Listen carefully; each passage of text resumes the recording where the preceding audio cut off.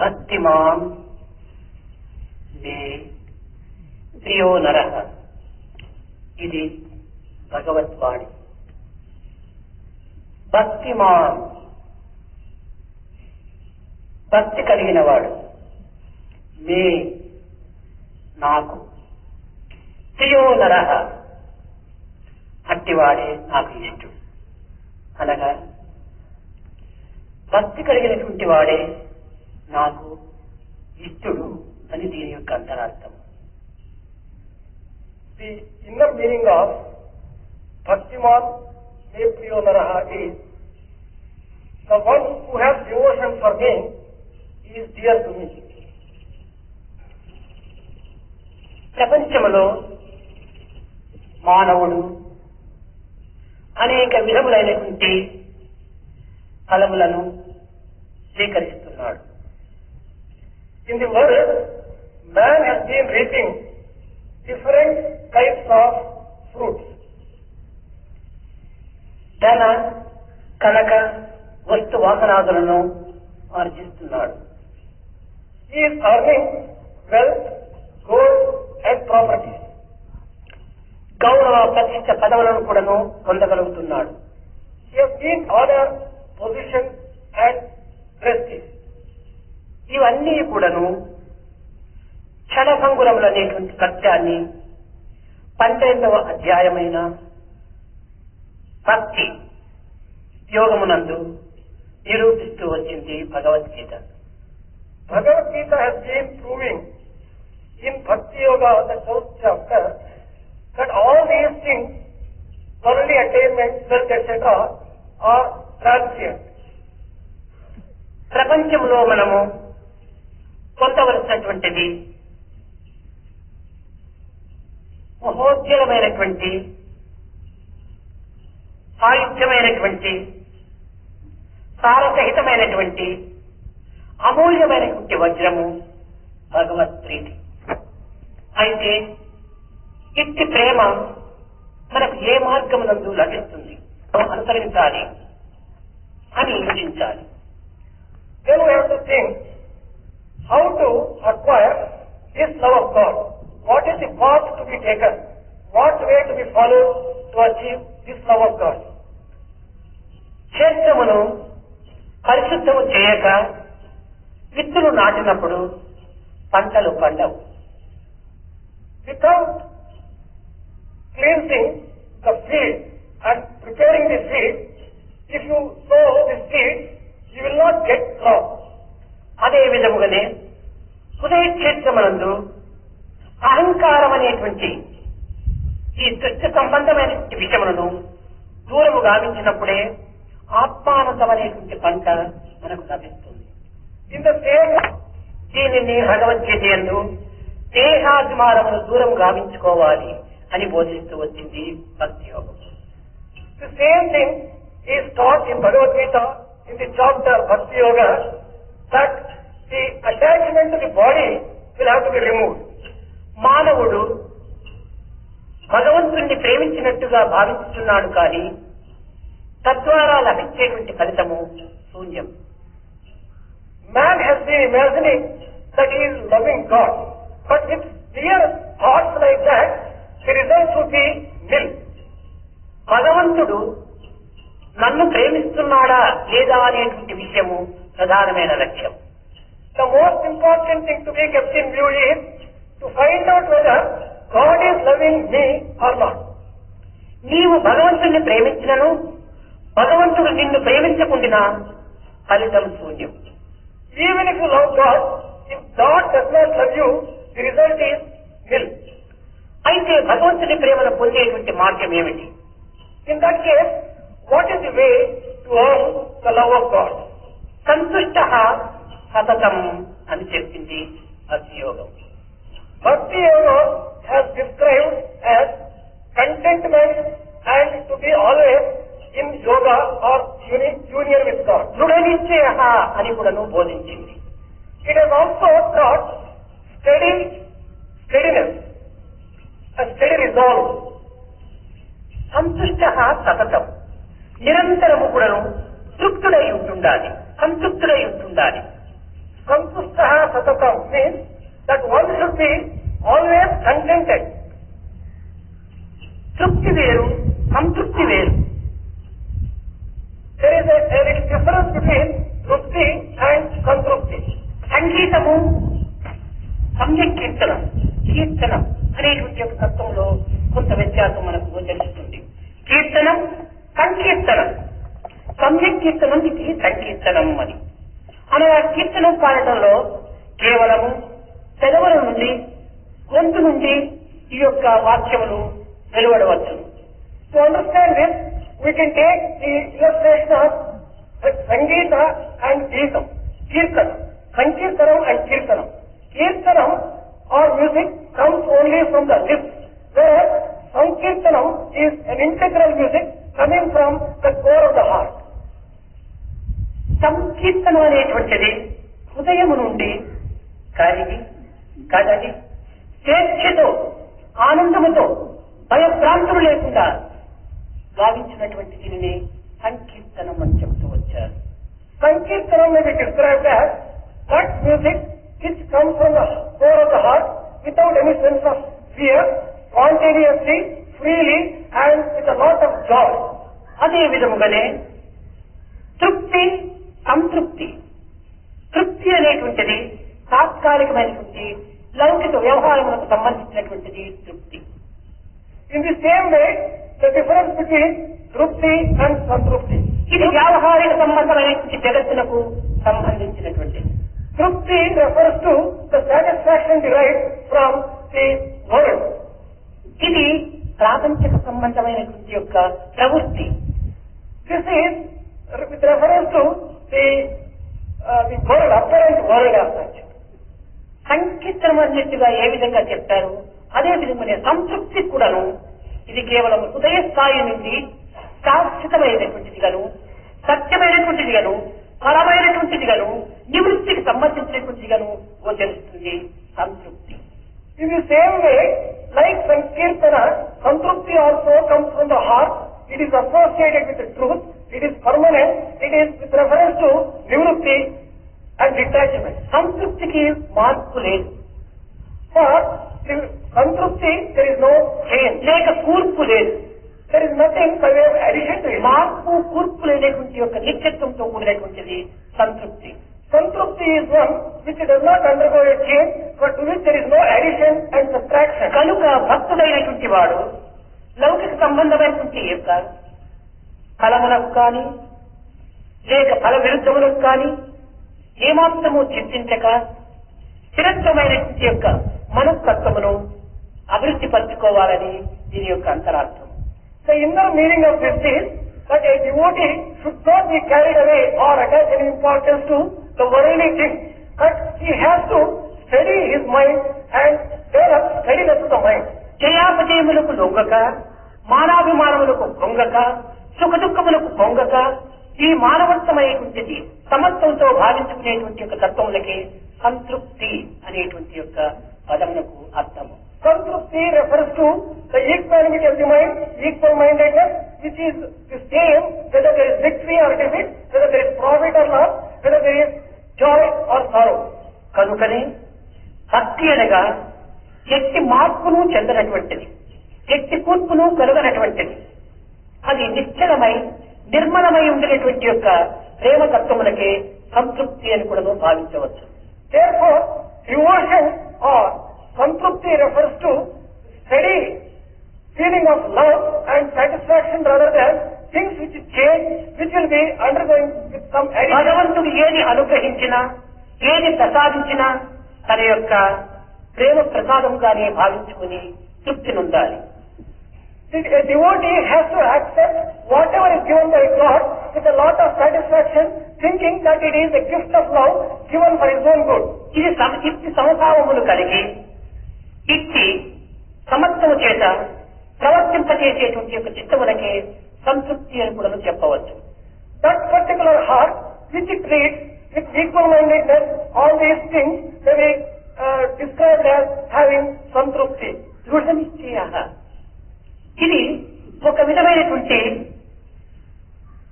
దృఢమైనటువంటి స్థిరమైనటువంటిదిగాను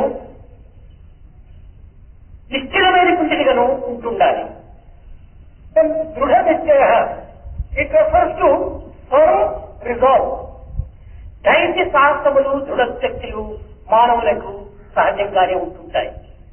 It is natural for a man to have steadiness and firmness, courage. ఈ దృఢత్వమును, ఈ ధైర్య సాహసమును అనేక విధములైన మార్గములలో దీనిని అనుభవిస్తుంటాడు జీవుడు.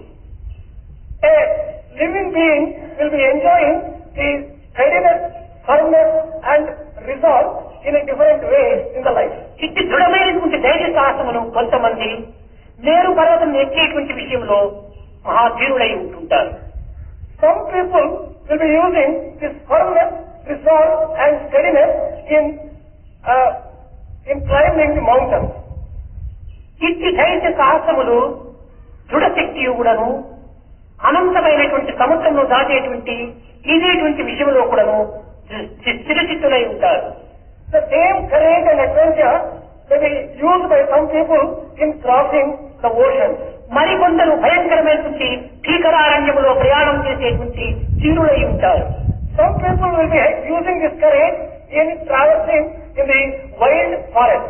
దయా దాక్షిణ్యము లేకుండా ఇతరులు హింసించి ధనమును ప్రోగు చేసుకునేటువంటి విషయంలో ధైర్య సాహస దృఢశక్తులు కలిగి కొంతమంది ప్రవర్తిస్తుంటారు. Some people will be using these things and behaving in almost a merciless fashion in earning properties and in earning wealth and making profits. మానవత్వమునే మరచి దైవత్వమును విస్తరించి కేవలము ఒక దానవత్వంగా ప్రవర్తించి క్రూరత్వములో ప్రవర్తించేటువంటి యొక్క ధీరత్వం కలిగినటువంటి వారు మరికొందరు ఉంటారు.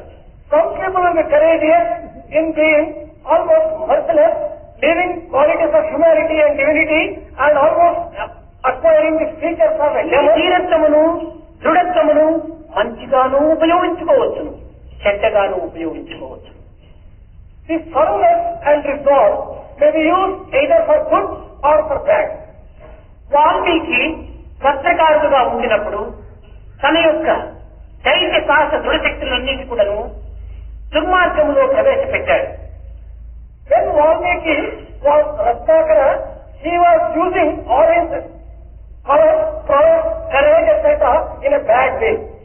సప్తఋషుల యొక్క సంపర్కము చేత, వారి ప్రబోధన చేత తన యొక్క ధైర్యమును, సాహసమును, దృఢశక్తిని కూడాను పవిత్రమైనటువంటి రామనామములో ప్రవేశపెట్టాడు. By the association of Saptarshis and by listening to their preaching, he has been able to change his resolve etc. towards good and he used it in the name of repeating. కనుకనే వాల్మీకి రామాయణములకు దాతగాను ఒక విధమైనటువంటి యొక్క కర్తగాను రూపొందుతూ వచ్చాడు. That is how Valmiki become the author of Ramayana. కనుకనే మానవుని యొక్క దృఢశక్తి అనేటువంటిది కేవలం లౌకికమైనటువంటి ప్రాపంచిక సంబంధమైనటువంటి వ్యావహారిక సంబంధమైనటువంటి విషయం నందు ప్రవేశపెట్టుట కంటే ఇంద్రియ నిగ్రహమునందు కూడాను, దైవాపేక్ష యందు కూడాను, దివ్యమైనటువంటి యొక్క ప్రపంచ మార్గమునందు కూడాను ఈ ధైర్య సాహస ధీరత్వమును ప్రవేశపెట్టడం సార్థకమవుతుంది. Therefore, man should not use his steadiness and firmness in doing bad things or in worldly things. But on the other hand, he should use them in acquiring the grace of God. ఇందులో మానవత్వమునందు ఒక విధమైన విశిష్టత రూపొందింపజేస్తుంది. This brings about a sort of uniqueness in man. కనుకనే సగుణోపాసన, నిర్గుణోపాసన గురించి ఈ యొక్క భక్తి యోగము అధికంగా బోధిస్తూ వివరిస్తూ వచ్చింది. Therefore, this Bhakti Yoga has described at length Sagunopasana and Nirgunopasana, worship with attributes and attributes. ఈ సగుణ నిర్గుణోపాసములు కానీ, సాకార నిరూపారములు కానీ, నిరాకారములు కానీ ఏది ఉత్తమమైనటువంటిది, ఏది సాధకులకు అక్కడ కానటువంటిది అనేటువంటి విషయాన్ని భగవద్గీతనే బోధిస్తూ వచ్చింది. Bhagavad Gita has taught between Sagunopasana and Nirgunopasana and Sakara and Nirakara, which is better and which is easy, which is safe for the devotees. సగుణ నిర్గుణములే లేక, సగుణ సాకారములే లేక నిర్గుణ నిరాకారములు మనం పొందలేము. Without going through the attribute form or with attributes, it is impossible to go to Nirguna and Nirakara. దేహాభిమానము ఉండినంత వరకు, దేహభ్రాంతి ఉండినంత వరకు దేహాతీతమైనటువంటి నిర్గుణత్వాన్ని కానీ నిరాకారతత్వాన్ని కానీ మానవుడు ఏమాత్రం కూడా అనుభవించలేడు. So long as man has attachment to the body and body consciousness, he would not be able to understand and go to Nirguna and Nirodha. సాధకులకు దేహాభిమానము, లోకాభిమానము, ఈ అభిమానములు సంపూర్ణముగా తొలగినప్పుడే ఈ నిర్గుణ నిరాకార బ్రహ్మతత్వాన్ని కొంతవరకు సాధించడానికి అర్హుడవుతాడు. Man would get the necessary qualification to reach or to worship Nirguna Nirakara only after he has overcome attachment to the body and attachment to the world and all other attachments. నేను దేశము, నాకు దేశం ఒకటి కలదు, నేను మానవాకారుణ్ణి అనేటువంటి భావం ఉండేంత వరకు కూడాను మనకు నిరాకారమైనటువంటిది ఏమాత్రం కూడా సాధించడానికి ఎట్టి వారికైనా సాధ్యం కాదు. So long as one identifies oneself with the body and one thinks that he has got a particular form, he would not be able to follow Nirguna Nirodha. కనుకనే దేశమా అన్నాడు కృష్ణుడు. దేహాభిమానం ఉండినంత వరకు, నేను దేశము అనేటువంటి భ్రాంతి ఉండినంత వరకు ఈ నిరాకార తత్వాన్ని సాధించడం సాధ్యం కాదు. Therefore, Krishna has said that so long as one identifies himself with the body, he would not be able to follow the path of Nirakara Tattva. కనుక భక్తులైనటువంటి వాడు, సాధకుడైనటువంటి వాడు సగుణ సాకారాన్ని ప్రప్రథమలో ఆరాధనకు ప్రారంభించాలి. A sadhaka or a devotee, therefore, in the very first instance, has to follow Saguna and Sakara ఈ Upasana. కొంతకాలం వరకు సాగిన తర్వాత క్రమక్రమేణా ఈ సాకారమునే ఆధారం చేసుకొని నిరాకార తత్వంలో ప్రవేశిస్తుంది. For some time, if he follows this particular way, gradually over a period of time, he will be able to enter into Nirguna and Nirakara. విశ్వస్వరూపాన్ని కూడాను ఆరాధన చేయవచ్చునని కూడాను భావిస్తూ వచ్చారు. కానీ విశ్వస్వరూపం కూడాను ఒక సాకారమే కదా. People have been thinking that it is possible to worship Vishwarupa Akara.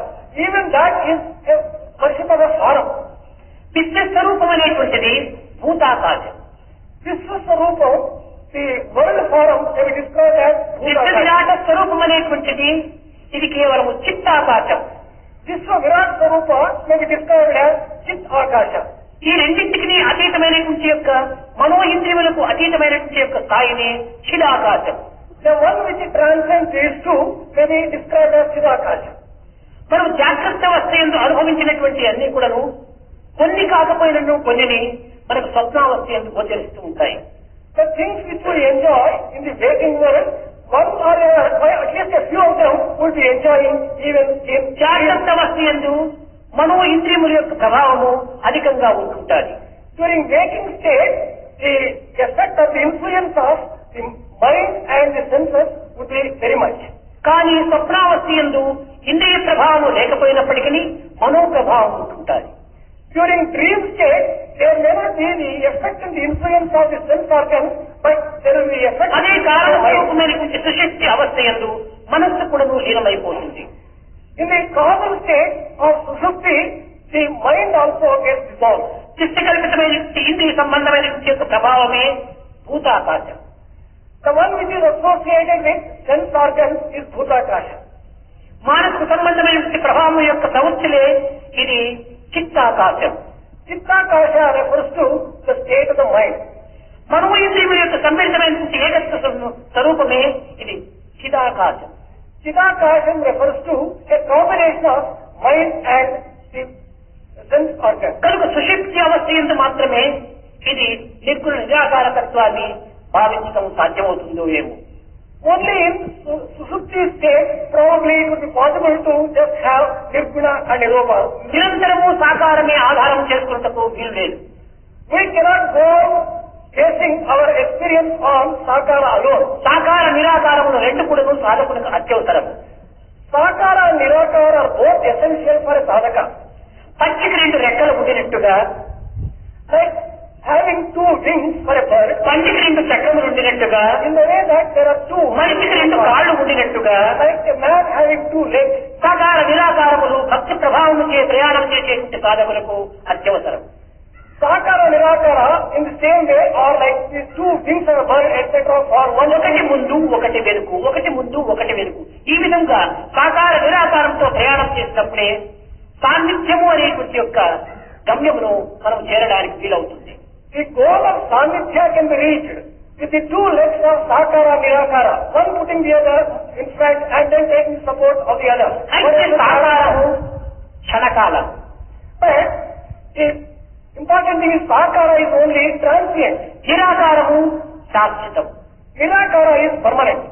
దీనికి ఒక చిన్న ఉదాహరణ. One small example for this. మీరు ఈ ప్రశాంతి నిలయ మందిరం లోపల 1,000 మంది కూర్చున్నారు.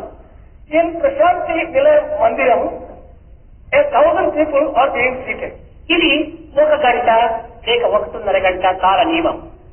This is with reference to an experience of 1 hour or 1.5 hours. దీనితో పాటు ఈ ప్రశాంతి నిలయం నందు నేను కూడా ఉంటున్నాను. In this world, along with these 1,000 people, there is Swami also. అందరూ ఈ హాలుకు లోపల భాగంలో కూర్చున్నారు. All the people are being seated within the Prashanti Nilayam hall. ఇది కాల పరిమితితో కూడినటువంటిది. This is associated with the limit of the time limit. ఇది కర్మ నిమిత్తంతో కూడినటువంటిది. It is also associated with action.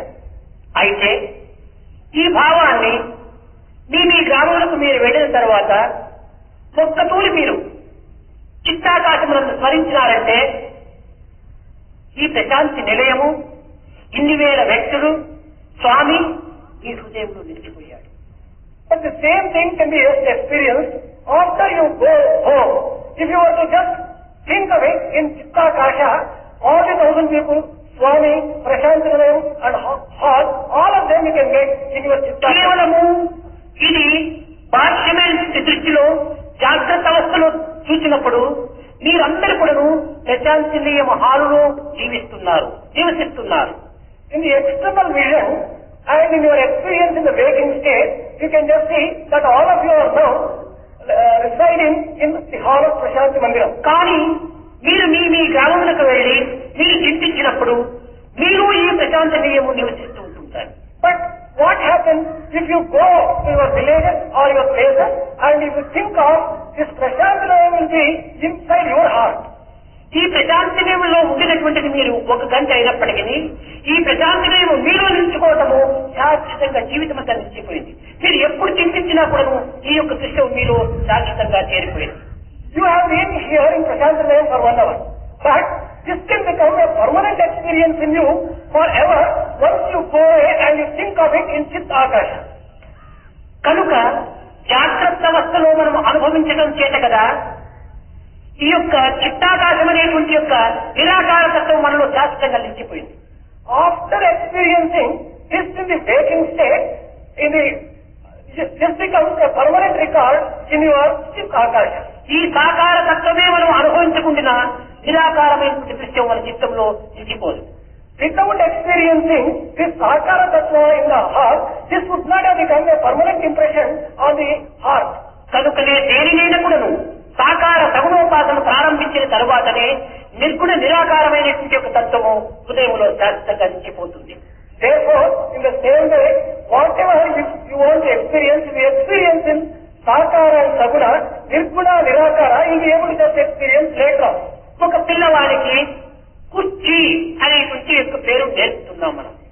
To a small child, we are teaching chair, a word chair. కానీ కుర్చీ అనేటువంటిది తెలిపినప్పుడు దీనికి ఆకారం ఏమిటో ఆ పిల్లవాడికి అర్థం కాదు. When you utter the word chair, it doesn't become clear to him what its form is. ఈ విధంగా ఒక ఆకారాన్ని చూపించి చిత్రించి దీనికి కుర్చీ అని రాసినప్పుడే ఈ కుర్చీ అనేటువంటి పదములకు ఇది ఆకారము అని గుర్తించి తర్వాత ఈ ఆకారం లేకపోయినప్పటికీ కుర్చీ అనేటువంటిది వాడు ఎక్కడ ఉండినప్పుడు చెప్పగలడు. This can be understood by illustration. Suppose you show him a chair like this and then make him see that particular thing, and below that if you write chair, and later on whenever this word is uttered chair, it becomes very clear to him regarding the form of the chair. ఈ కుర్చీ అనేటువంటి అక్షరము నేర్చుకునేంత వరకు కూడాను ఈ క్షరం అనేటువంటి ఆకారం ఉండే తీరాలి. Until one understands the letter, the permanent one, chair, unless you see that particular form, you will not be able to just learn it. కనుక ఇది క్షరము, అది అక్షరం. The chair, this form is impermanent. కానీ అక్షరాన్ని క్షరమే నిరూపించింది. The permanent one is proved by the impermanent form. కనుకనే దైవత్వం అనేటువంటిది కేవలము అక్షర స్వరూపమైనది అయినప్పటికీ దీనికి ఆకారం అనేటువంటిది ఆధారంగా మనం చేసుకోవాలి. Therefore, the divinity is Nirakara, but we have to just associate it with a particular form to understand it. ఇక్కడ భగవంతుడు ఉన్నాడా లేదా అదే దృఢ నిశ్చయ అనగా అందరికీ అంత దృఢమైనటువంటిదిగా ఉంటుండదు.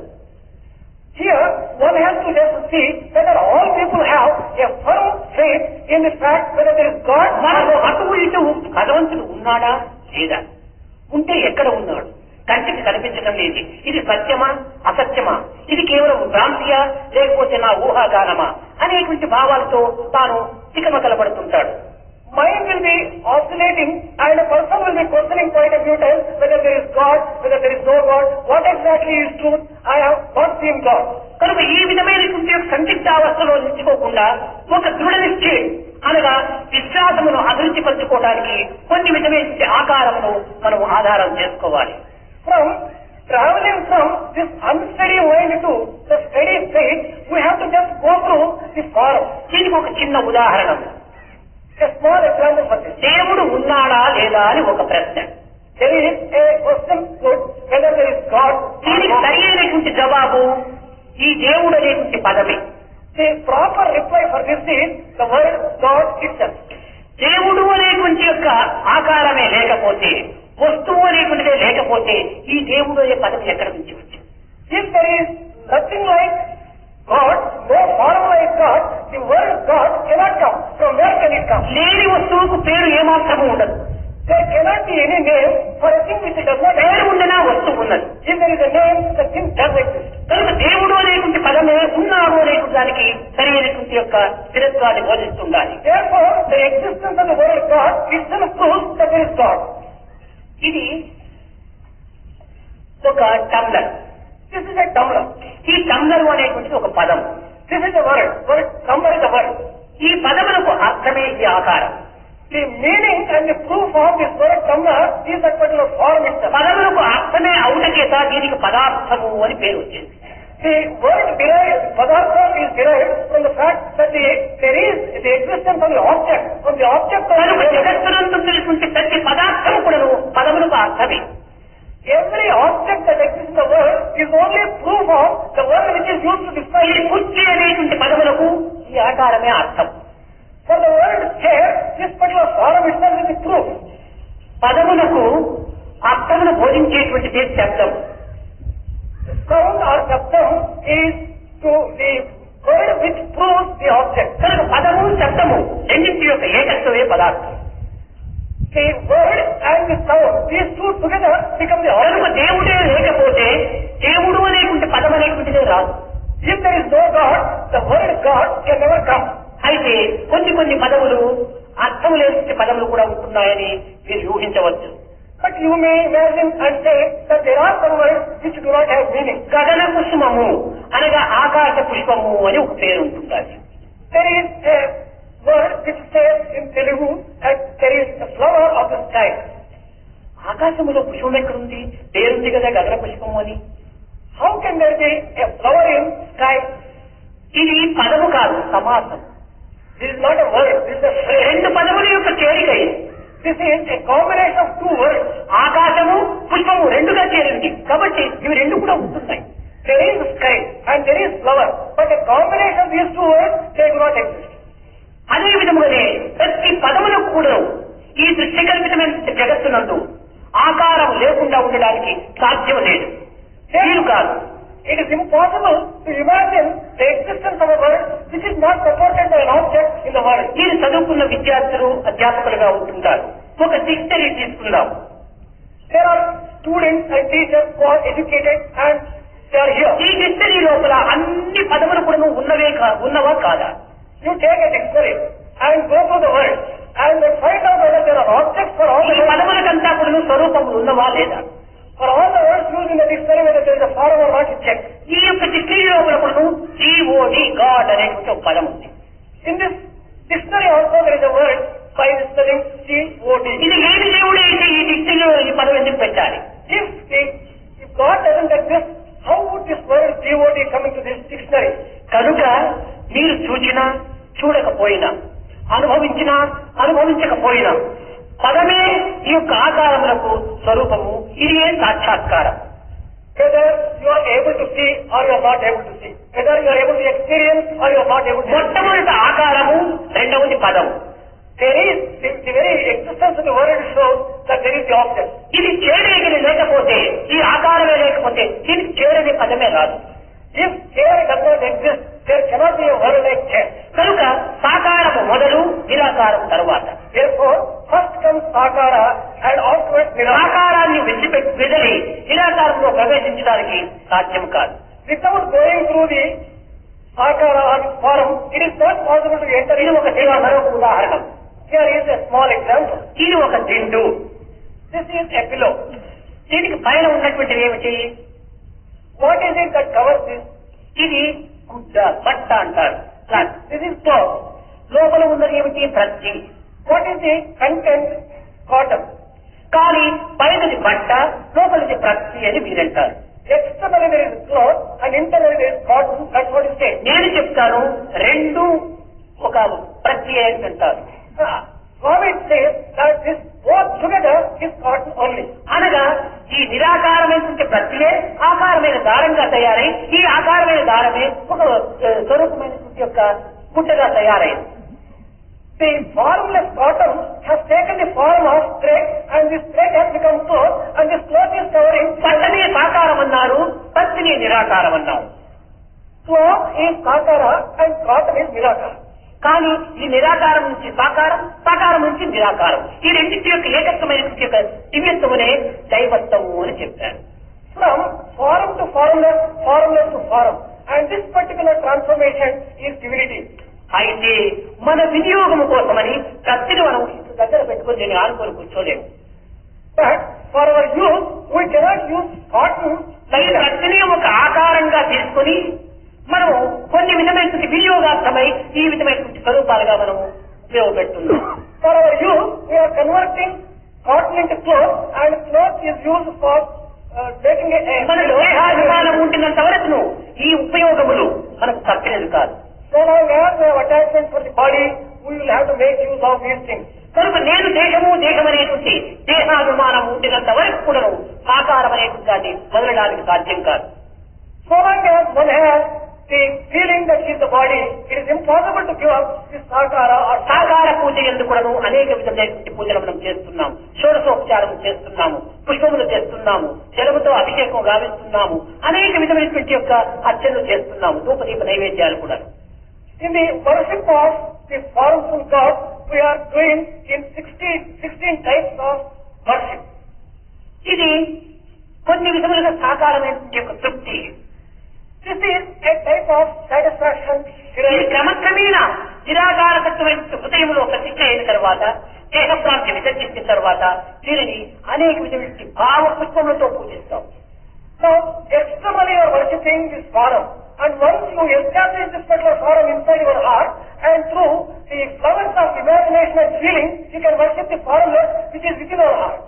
మనం సాకారంగా ఆరాధన చేసేంత వరకు జాతి పుష్పము, మల్లె పుష్పము, బంతి పుష్పము, ఇంకా చామంతి పుష్పము, ఇలాంటి అనేక పుష్పములతో మనము భగవంతుని ఆరాధన చేస్తాం.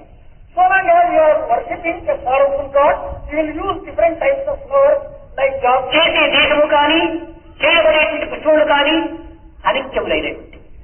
The body which is worshipping, the flowers which are used in the process of worship, they are all impermanent. అయితే నిరాకారతత్వంలో ఆరాధన జరపవలసినటువంటి పుష్పములు వేరుగా ఉంటుంటాయి. But if you want to worship the formless God who is in the heart, the flowers are different. అహింసా ప్రథమం పుష్పం, పుష్పం ఇంద్రియ నిగ్రహం, క్షమా పుష్పం, శాంతి పుష్పం, దయా పుష్పం, సత్య పుష్పం, తప పుష్పం, ఇలాంటివంతా నిరాకార పుష్పములకు చేరినటువంటివి. The 8 types of flowers are non-violence, truth, patience, perseverance, love, compassion, mercy, truth, sacrifice, and all these 8 types of flowers are used for worshipping the Father. కనుకనే మనము ఈ ఉన్నత స్థాయికి పోయేంత వరకు కూడాను, ఈ యొక్క నివృత్తి మార్గంలో ప్రవేశించేంత వరకు ఈ యొక్క ప్రవృత్తిని మాత్రం వదలడానికి వీలు కాదు. until we get ourselves elevated to the worship of the Nirakara formless, we'll have దీనిని ఆధారం చేసుకుని 12వ అధ్యాయమునందు భక్తి యోగంలో భక్తుని యొక్క గుణగణములను మాత్రమే ఏ విధంగా అభివృద్ధి పరచుకోవాలి అనేటువంటిది గీతాచార్యులు బోధించారు. Gitacharya has taught in the 12th chapter, based upon this Sakara worship, what are the characteristics of Bhakta or a devotee, which one has to develop if he wants to be loved by God. ముఖ్యంగా భక్తుడైనటువంటి వాడు సతతం శాంతి తత్వంను బోధించుకోవాలి, శాంతిని వహించాలి. Primarily, any person who wants to be a devotee has to teach himself దృఢనిశ్చయుడు కావాలి, peace and firm resolve. సంతృష్టి ఉంటుండాలి. He must be contented. ఎట్టి బాధలకు కానీ ఎట్టి విచారములకు కానీ హృదయమునందు అవకాశములు ఇవ్వరాదు. He should not give room for any type of worry or any type of pain in the heart. కనుకనే ప్రహ్లాదుని ఈ భక్తి ప్రపత్తులకు ఒక ఆదర్శ వ్యక్తిగా నిరూపిస్తూ వచ్చింది వేదాంతు ఒక Bhagavatam. Bhagavatam has held out Prahlada as an example for a person who is having all the qualities of a devotee because he has these qualities. తన్ను నిశాచరులు పొడువ When the demons were giving trouble to Prahlada, to దైత్య కుమారుడు the son of the lord of demons, మాటి మాటికి every time, ఓ పన్నగ ఛాయి, ఓ ధనుజ వంచన, ఓ మహాసన్య అపర అని స్మరించగాని తా కన్నుల నీరు చేరు భయకంత సమేతుడు కాడు భూవరా. అనగా ఏమిటి? ఎలాంటి బాధల సమయం నుంచి కానీ ఎలాంటి కష్ట సమయం నుంచి కానీ నిరంతరం కూడాను ఏ నారాయణ, ఓ అమన శరణ్య అనేటువంటి యొక్క దైవ నామకుని దైవ చిత్తంగా స్మరిస్తూ వచ్చారు కానీ కంటి నీరు పెట్టుకోలేదు, బాధలకు ఏమాత్రము అవకాశం ఇవ్వలేదు, ఇవి బాధలే అని ఊహించలేదు. whatever troubles were given, whatever was the pain that he was experiencing, he never gave room for that particular thing in his heart. He was only repeating the name of Narayana as the one who protects, the one who takes shelter in him, and he never shed any tears in the midst of all these troubles. కనుకనే ప్రహ్లాదుని సతతం యోగిన అన్నారు. Therefore, Prahlada has been described as the one who is in yoga. అతను దేహదారి అయినప్పటికీ లౌకికమైన జగత్తునందు ఈ లౌకికమైన యొక్క వాంఛలలో తాను ఉండినప్పటికీ తనలో ఎట్టి వాంఛలు కూడా ప్రవేశించలేదు. Although he had a form, he was living in the world, still he did not allow any one of these desires and attachments. కనుకనే భక్తునికి ఈ కోప, తాప, ఈర్ష్య, అసూయ, ఛాడీలు ఇలాంటి దుర్గుణములు ఏమాత్రం కూడా హృదయంలో ప్రవేశించరాదు. Therefore, for a devotee, there should not be any evil traits of jealousy, hatred, anger, and భక్తునికి ప్రధానమైనటువంటి యొక్క శత్రువులు నలుగురు ఉంటున్నారు. There are four important and primary enemies for any devotee: కోపము, anger, అసూయ, jealousy, ద్వేషము, hatred, ఇంకా అనేక విధమైనటువంటి వాంఛలు, and all sorts of other. ఇవన్నీ కూడాను ఒక విధమైన భక్తి ప్రవేశములకు చాలా అడ్డు తగులుతుంటాయి. All these things are obstacles for the devotion to enter into one system. అందరి ఎందుకు సమభావాన్ని భావించాలి.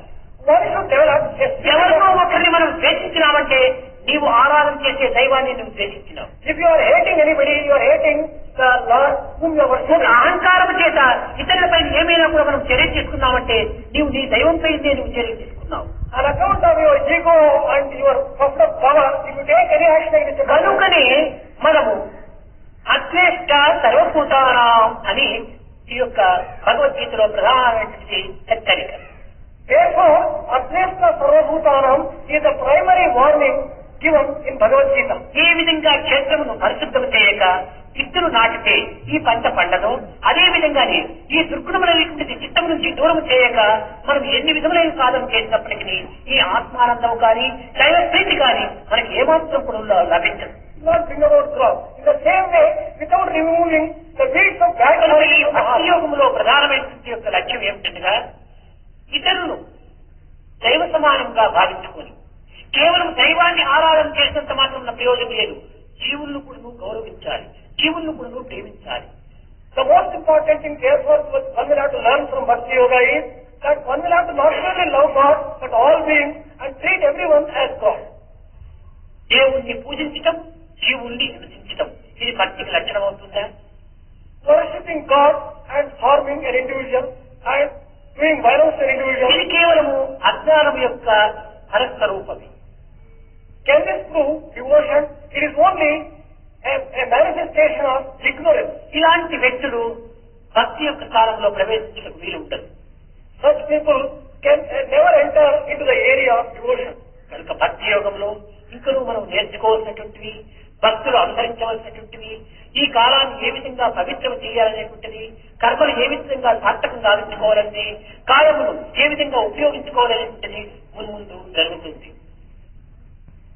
In the days to come, so that we just learn how one devotee has to sanctify his time and his action and make his life